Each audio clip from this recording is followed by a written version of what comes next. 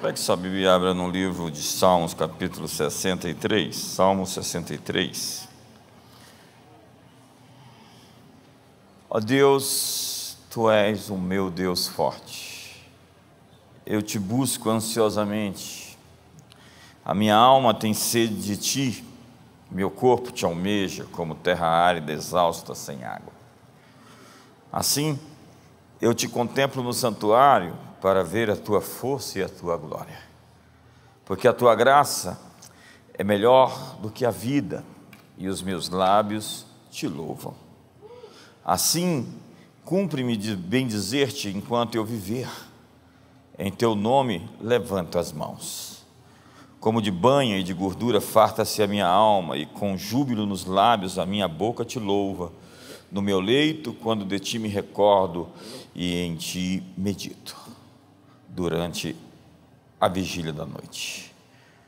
Porque Tu me tens sido auxílio, à sombra das Tuas asas eu canto jubiloso. A minha alma apega-se a Ti, a Tua destra me ampara. Porém, os que me procuram a vida para destruir, abismar-se-ão nas profundezas da terra.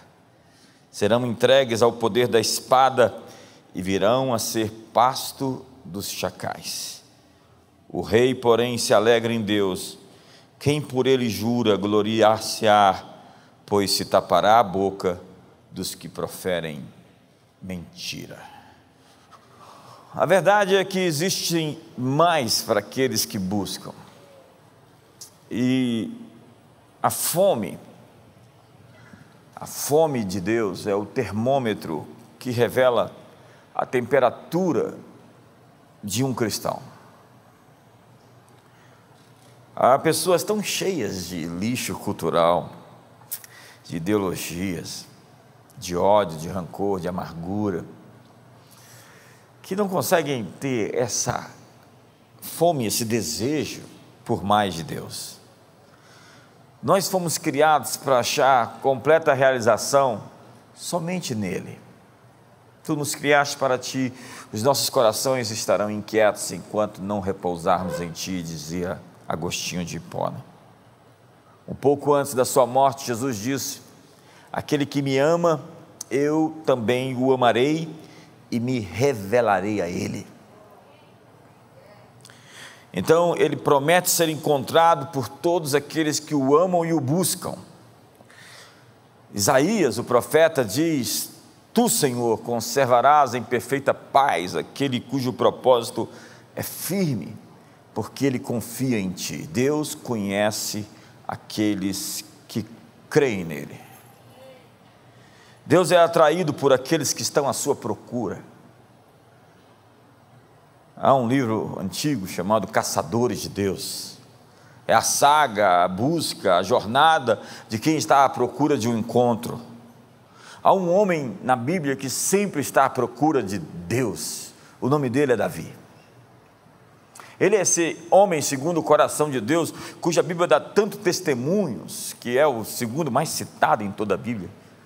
Obviamente que o primeiro é Jesus, mas é porque justamente ele tem fome, sede, como as costas suspiram pela face das águas, assim por Ti suspira, ó minha alma. No deserto, então, sem nenhuma audiência, ele compôs os mais belos cânticos de louvor. Grande é o Senhor e muito digno de louvor, na cidade do nosso Deus, seu santo monte, alegria de toda a terra. Aquele que habita no esconderijo do Altíssimo, a sombra do Onipotente descansará. Nós temos isso como salmos, mas eram hinos, são salmos que canta-se em liturgias e celebrações. Davi e sua comunhão com Deus o transformou em um matador de gigantes. Pessoas próximas de Deus são pessoas ousadas. São pessoas destemidas, são pessoas corajosas. Quando você encontra a sua presença, o medo derrete. A intimidade, então, nos transforma. A amizade e comunhão com Deus nos faz vencer nossas batalhas mais íntimas. Sem plateia, sem ninguém olhando, sem espectadores. Davi mata o urso Davi mata o leão. Antes de obter uma vitória pública, Davi venceu suas batalhas pessoais.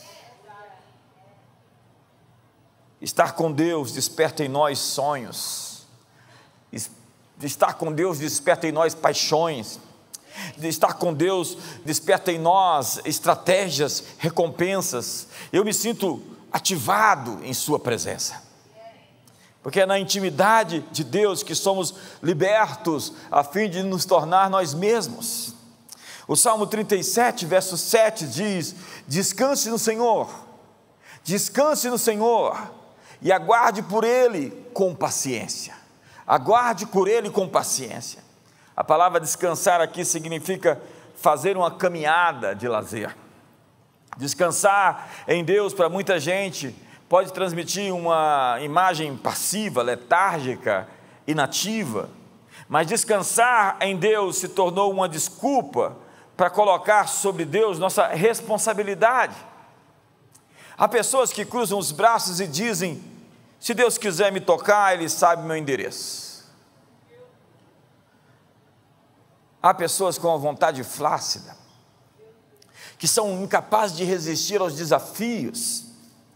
Deus, contudo, é atraído às pessoas com tenacidade, com constância, com determinação. Tu, Senhor, conservarás em perfeita paz aquele cujo propósito é firme, porque ele acredita em Ti, porque ele confia em Ti. Os que confiam no Senhor são como o monte de Sião que não se abala. Nós falamos sobre pessoas que não se abalam, mas esquecemos do texto dentro do seu contexto. Aqueles que realmente acreditam em Deus estão de pé.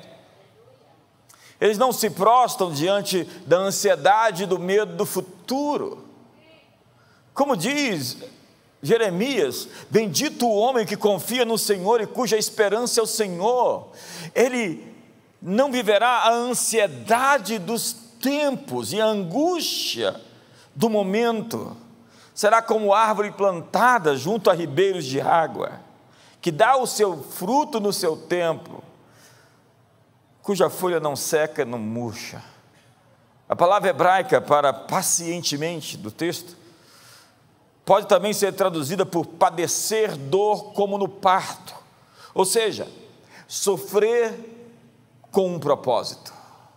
Vou repetir isso: sofrer com um propósito. A mulher que está para dar à luz, ela sabe o propósito da sua dor, ela sabe o propósito das suas contrações. Eu quero dizer que existe um propósito para a sua dor, existe um propósito para as suas contrações. Eu quero dizer que existe um propósito para as contrações desse planeta, existe um propósito para a dor que nós estamos vivendo todos debaixo desse céu, nesse país. Existe um plano de Deus para nos levar além, acima, sobre, para um novo tempo e uma nova fase. Uma outra tradução para a palavra pacientemente é girar no ar na dança. Esperar pacientemente, então, significa dançar, se mover, saltar. Isaías diz: os que esperam no Senhor renovarão as suas forças, subirão com asas como águias, correrão e caminharão. Mas havia na Bíblia um homem paralítico, um homem que precisava ser carregado. Você conhece pessoas assim que precisam ser carregadas? Elas têm uma letargia espiritual, elas são movidas à profecia, sempre estão atrás de alguém para lhe dizer uma palavra profética. Então elas vivem visitando um lugar ou outro, ligando para fulano ou beltrano a fim de ter uma palavra de ânimo e de motivação, porque elas não conseguem se automotivar, se autogovernar.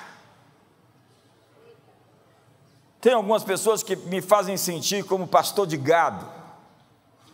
Pastor de ovelhas fala. Se você chegar e ver, é um cenário incrível em Israel, onde um pastor chega com o seu rebanho para beber água, outro pastor chega com o seu rebanho para beber água na mesma fonte, e outro pastor, e todos estão ali bebendo água. Então o pastor sai à frente, assoviando e cantando, e todas as suas ovelhas vêm atrás dele.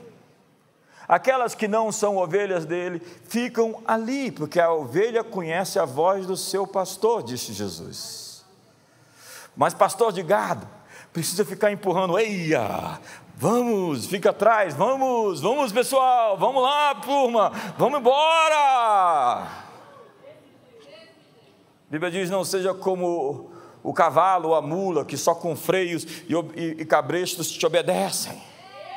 Tem gente que precisa ser cerceada, todo o tempo precisa ser vigiada, todo o tempo precisa ser conduzida. O Salmo 37, verso 9 diz: mas os que esperam no Senhor receberão a terra por herança. A terra pertence aos que esperam no Senhor. Quantos estão esperando em Deus? Deus vai te dar as suas terras, seus prédios, seus edifícios, suas casas, a sua morada, o seu lugar para você repousar. A palavra esperar aqui é quase uma palavra de combate, que significa descansar em espera, como ao montar uma emboscada.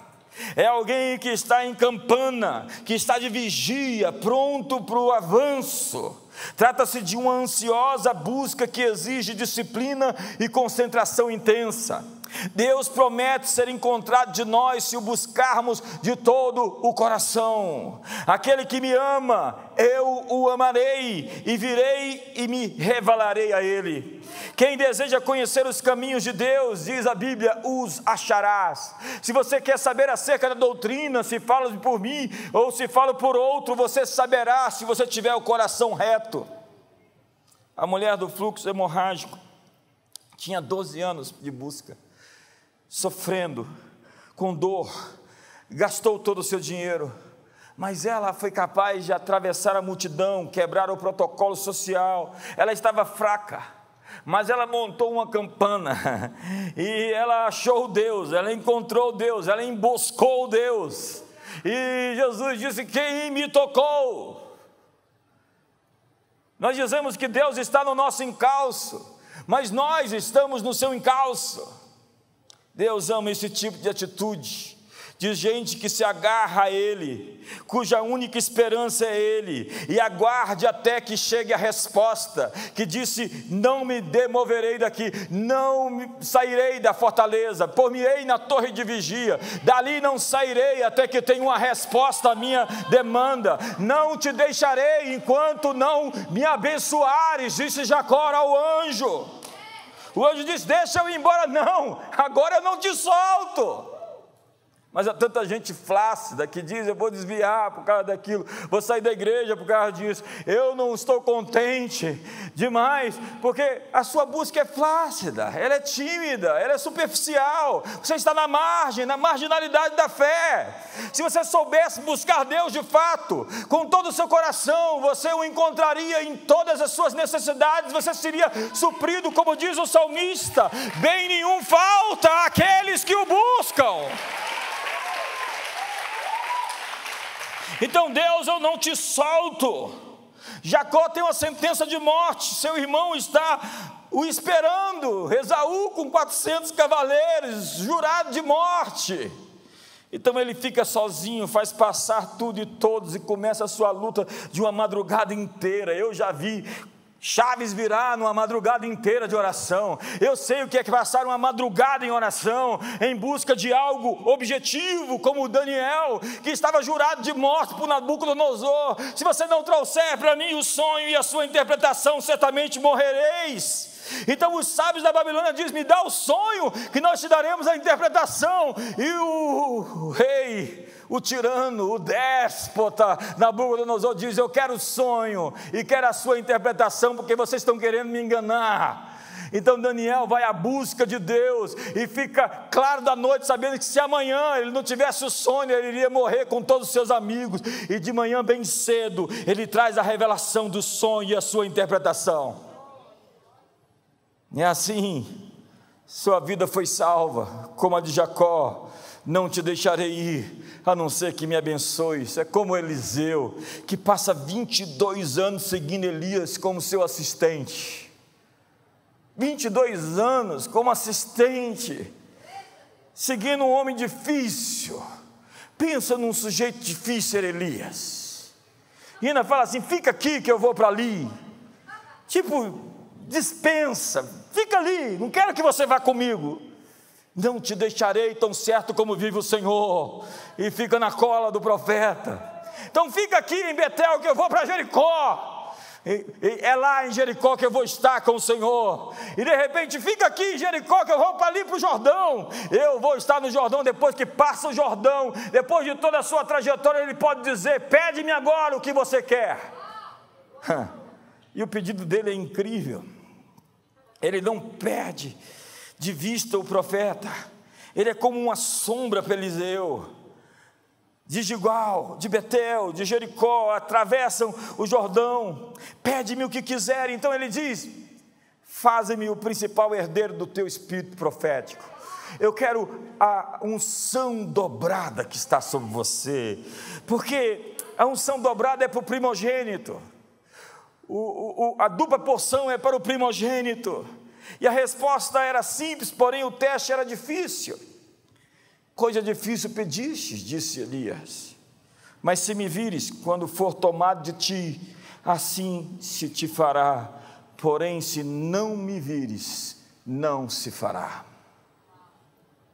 O teste era o mesmo de antes, mas agora exigiria mais disciplina, concentração.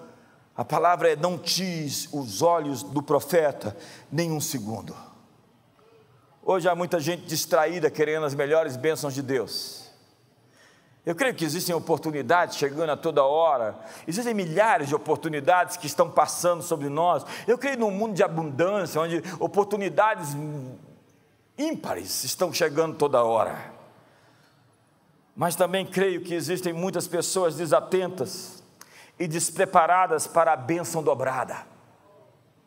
Mas qual era o teste de Eliseu?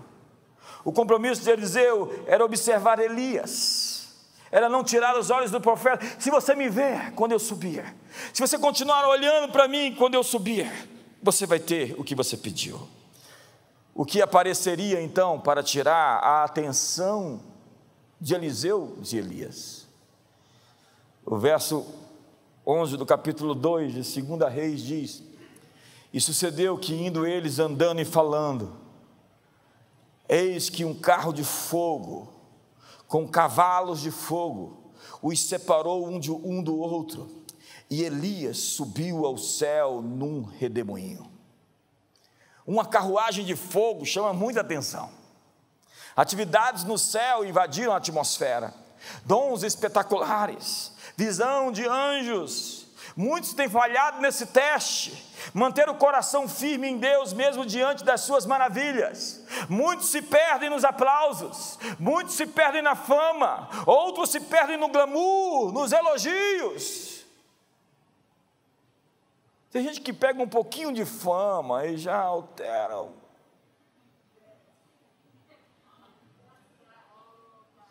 Você chega perto dele, ele tem uma aura assim de distância.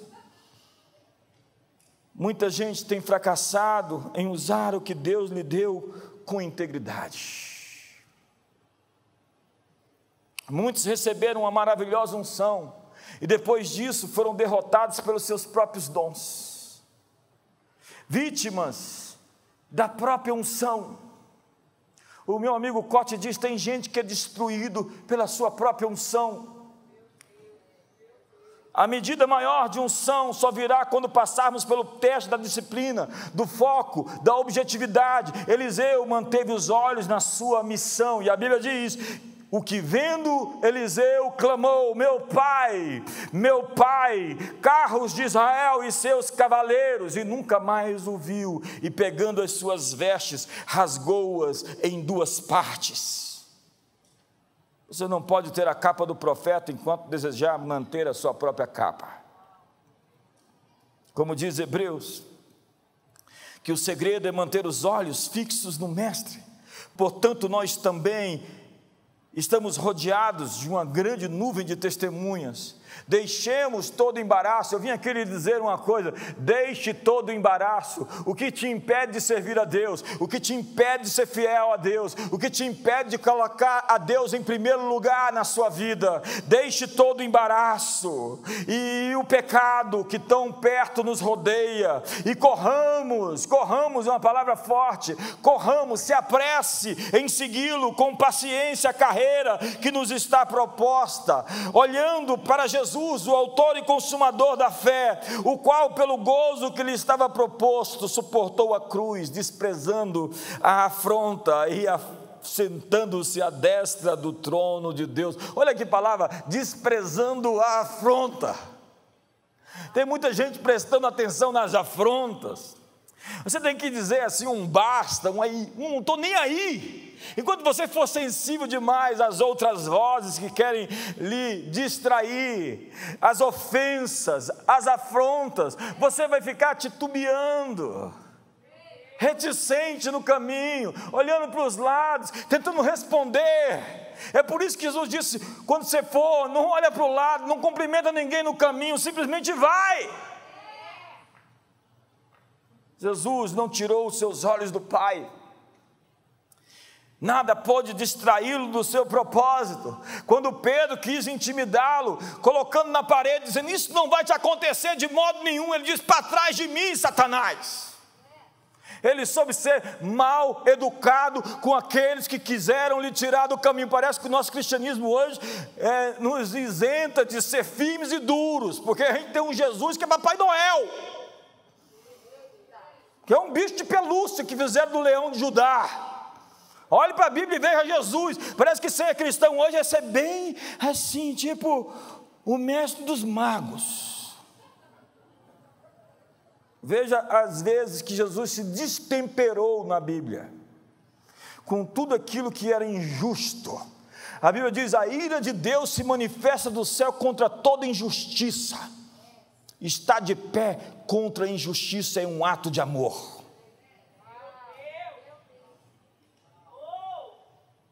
Se não faço as obras do meu Pai, não me acrediteis, disse Jesus. Qualquer um que quiser fazer a vontade de Deus deve olhar para Jesus. Algumas pessoas oram: se for da tua vontade. Olhe para a Bíblia e veja o que Jesus fez. Essa é a vontade de Deus. Ele curou os enfermos, expulsou os demônios, ele multiplicou pães e peixes. Onde ele viu falta, ele trouxe abundância. A vontade de Deus é clara. Quando Jesus orou: Pai, se for a tua vontade, vou curar esse enfermo. Quantas vezes chegaram até Jesus em busca de cura e saíram doentes? Quantas tempestades Jesus abençoou? Oh, que tempestade legal essa sua, fique com ela e que se aumente uma porção a ela. Quantas vezes ele se negou a fazer um milagre por aqueles que o procuraram? Porque ele ressuscitou Lázaro dos mortos? Porque nem todos morrem no momento certo. Não se pode admitir que a pessoa tenha morrido pela vontade de Deus se Jesus o contraditou, trazendo-o de volta. Nem tudo que acontece é da vontade de Deus, é da vontade do homem. Deus não poderia impedi-lo? Poderia, mas para impedir você de fazer algo errado, ele tinha que tornar você um robô, autômato, controlado por controle remoto. Caim, o teu desejo é contra ti, mas a ti compre dominá-lo. Você quer matar o teu irmão? Está avisado, não faça isso, isso é ruim. Mas Caim foi lá e matou o seu irmão e Deus não o impediu. Sim, Deus está levando a culpa de muita coisa em nome da sua soberania. A Bíblia diz: os céus são os céus do Senhor, mas a terra deu a ele, aos filhos dos homens. O problema do mundo não está em Deus. As coisas ruins acontecem, não é por causa de Deus, é por causa dos homens. E para impedir isso, Deus tinha que ter robôs no planeta. E não foi assim que Ele nos fez. Ele nos deu a capacidade de tomar decisões, mas acredite, há decisões que vão se somando, até que o cálice enche e transborda e o julgamento chega. Eu quero dizer que o julgamento chegará para muitas pessoas nesse país que estão somando iniquidade, pecado, pecado, iniquidade, transgressão, injustiça. O cálice vai transbordar, e de alguns ainda este ano, acredite.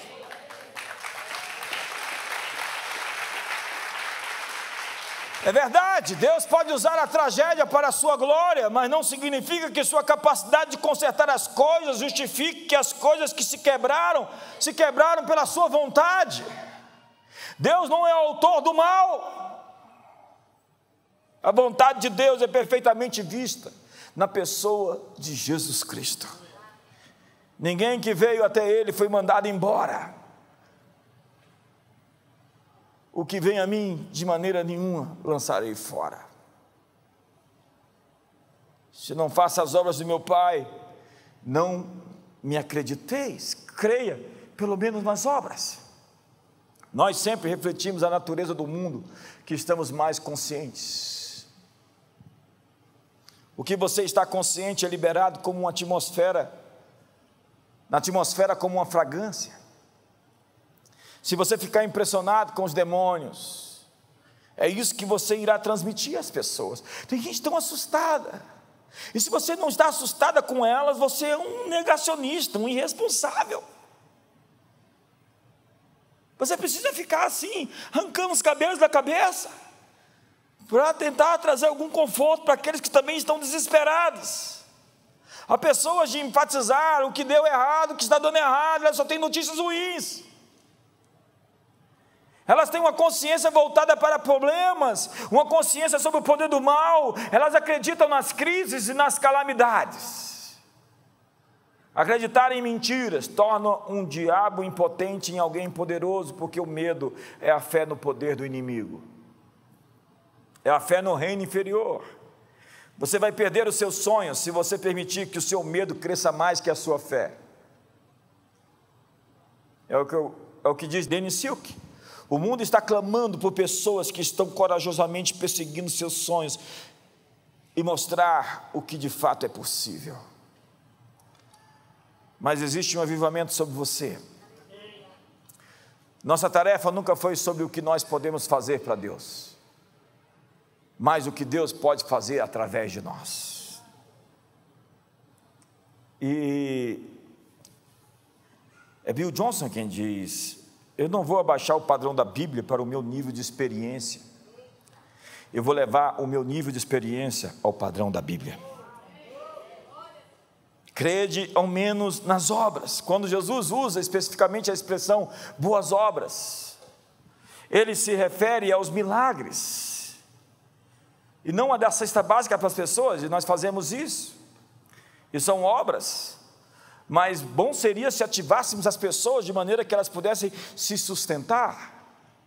Quando a Bíblia fala sobre boas obras, está falando sobre sinais, sobre prodígios que ele realizava, porque líderes espirituais verdadeiros são aqueles que têm consigo o seu próprio sistema meteorológico espiritual que permeia seu domínio de influência e autoridade. Nós buscamos um avivamento. Nós estamos atrás não de remendar o que deu errado, de dar doril para dor de dente. Nós queremos realmente lidar com o mal em sua raiz e trazer sobre nós uma outra atmosfera que permaneça. Um avivamento significa uma consciência da presença de Deus que enche a atmosfera. Do que você está consciente? Das trevas, de Satanás, do mal. Há pessoas assim que andam acompanhadas, elas não estão sozinhas. E o pior de tudo é quando elas parecem que querem ser proféticas, e elas olham para você com aquele olhar mortal, de quem vai dar uma palavra para você, e elas até assim baixam os olhos. Você fala: eu estou frito agora. E elas têm uma radiografia inteira da sua alma, e elas pensam que estão servindo a Deus, mas elas estão muito sobre outra agenda, sobre outra influência, sobre outro manto, sobre outra capa. Por quê? Porque nós deveríamos enfatizar Deus e não a oposição. Nossa comunhão é com o Pai, com o Filho e com o Espírito Santo. Então, se a pessoa chegar para você a próxima vez e dizer: o inimigo está furioso com você, aí você fala para ela: e está furioso com você também, espero. Porque esses jargões já deu.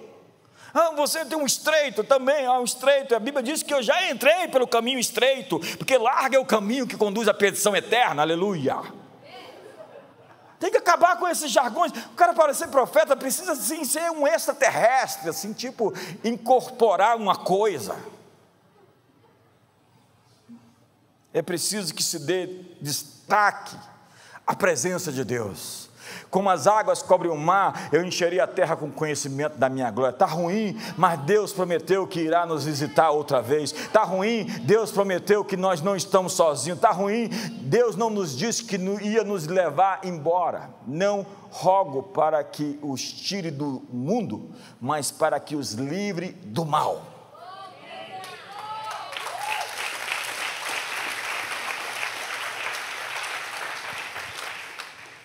Não podemos realizar os feitos de Deus enquanto não tivermos consciência de que Deus está conosco.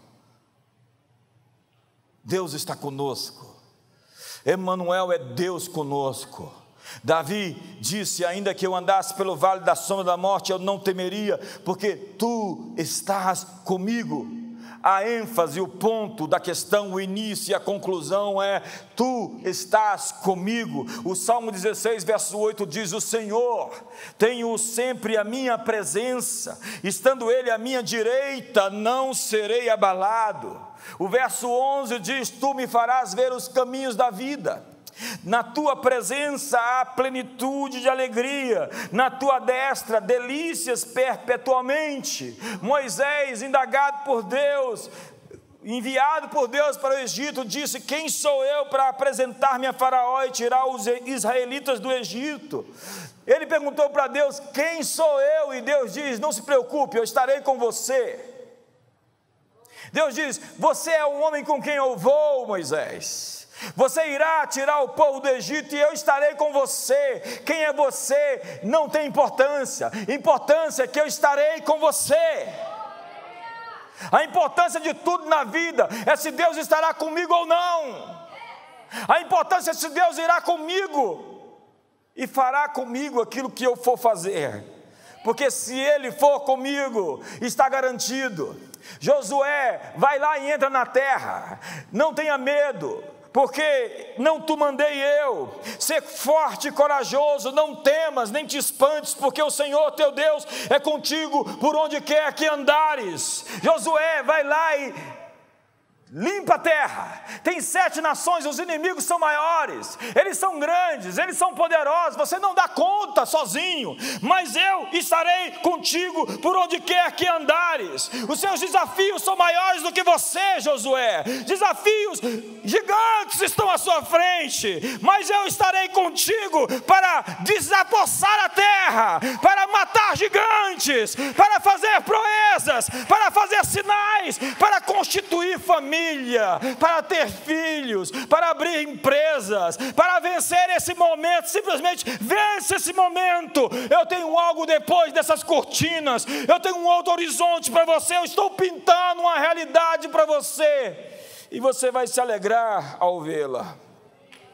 Nossa força para fazer, nossa coragem para realizar o que Deus nos mandou, flui da consciência de que Ele está conosco.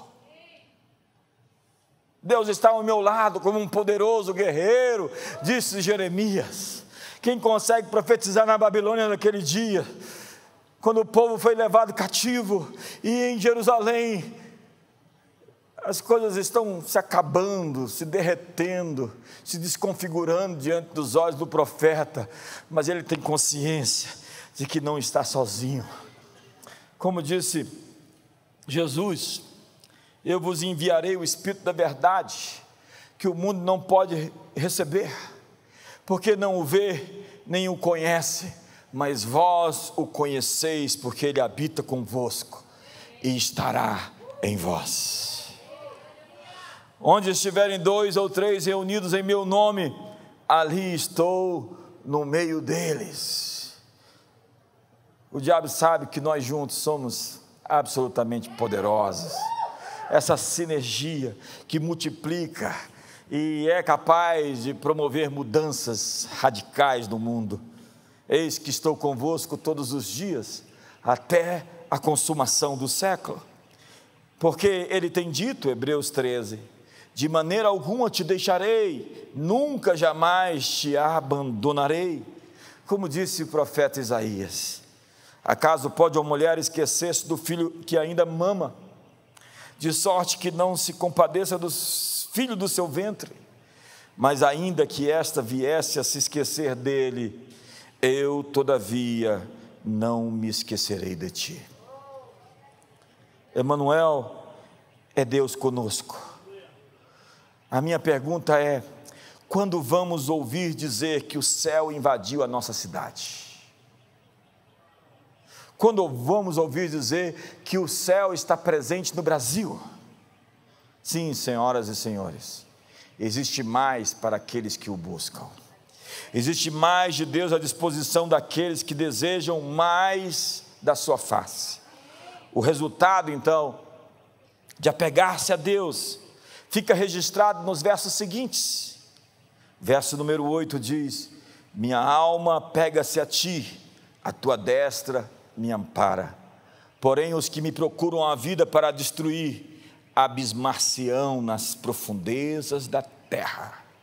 Serão entregues ao poder da espada e virão a ser pasto dos chacais.